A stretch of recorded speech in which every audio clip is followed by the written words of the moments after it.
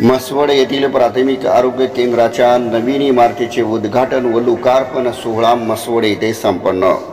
म्हसवड येथे प्राथमिक आरोग्य केंद्राच्या इमारतीचे उद्घाटन व इमारतीचे लोकार्पण सोहळा ग्रामीण विकास मंत्री जयकुमार गोरे यांच्या उपस्थितीमध्ये नुकताच संपन्न झालेला आहे।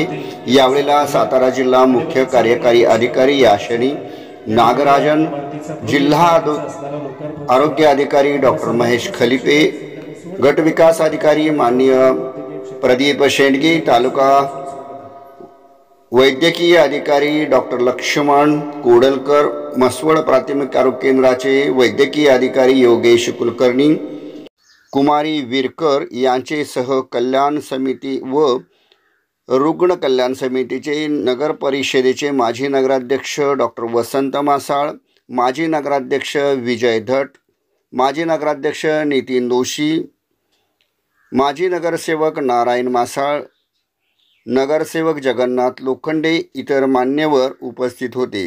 आपण पाहतात India news 9 channel. India news 9 चॅनलसाठी प्रतिनिधी शहाजी लोखंडे, म्हसवड।